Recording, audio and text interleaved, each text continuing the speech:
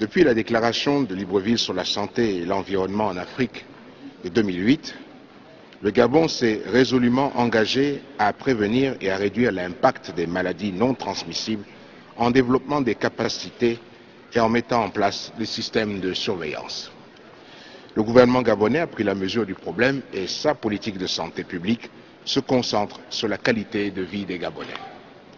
Alors que l'émergence avait proclamé l'égalité face à la maladie comme une des urgences sociales, 3 ans après, la santé des Gabonais s'est considérablement dégradée, toujours à cause des problèmes des infrastructures sanitaires et de l'inefficacité de la CNAMGS remise en cause par les populations.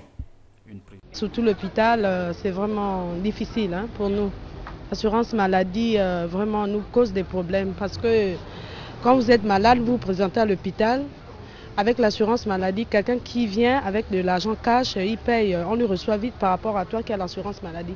Tu vas en pharmacie, on te dit il n'y a pas de médicaments. Sur 4 médicaments, on te donne un médicament. Et quoi faire alors? L'assurance maladie, c'est pour tout le monde, c'est pour aider les gens. Mais je comprends aujourd'hui que ça devient commercial ou quoi, je ne sais pas trop. Tout le monde vous dira qu'à l'hôpital, quand il n'y a pas d'argent, on vous fait partir, mais c'est pas vrai. Mais quand il n'y a pas de matériel, on fait partir les gens. Et des fois, on leur dit, allez nous acheter des gants, du coton, des compresses, du machin. Parce que nous, on n'a rien. Il y a des fois où on en a, mais quand on n'a pas. Des fois, il y a un médecin, un interne, 2 infirmiers et 60 personnes.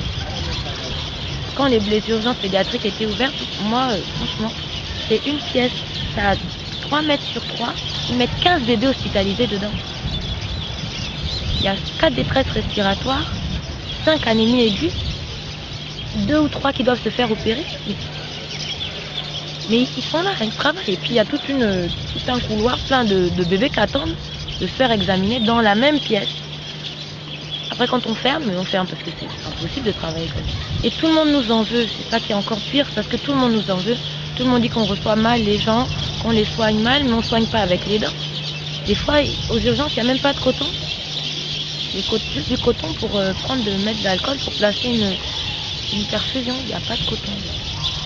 Après, bon, les médecins des urgences, ils font de mauvaise humeur quand même. C'est un peu normal. Et puis les malades sont fâchés parce qu'ils sont venus à l'hôpital et on les a pas soignés. Tout le monde est énervé. Et puis on va dire que voilà, les Gabonais, c'est des gens paresseux qui ne veulent pas travailler. Sans coton, sans sparadrap, sans quinine, sans rien, on fait comment? Tout le personnel de l'hôpital passe son temps à aller quémander chez tout le monde. Est-ce que tu as machin? Moi je veux installer, mais toi est-ce que tu as une lame de bistouri? Moi je voudrais un fil à peau. C'est-à-dire qu'après, on apprend à se débrouiller. Il y a des gens qui meurent parce qu'il n'y a pas d'argent, mais il y en a beaucoup qui vivent parce qu'il y a du personnel qui est motivé. Bon, ça se voit pas, mais il y a plein de gens qui vivent parce que le personnel est motivé. Beaucoup plus motivé qu'on le croit. Les promesses n'engagent que ceux qui y croient.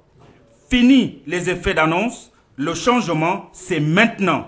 Allons à la conférence nationale souveraine.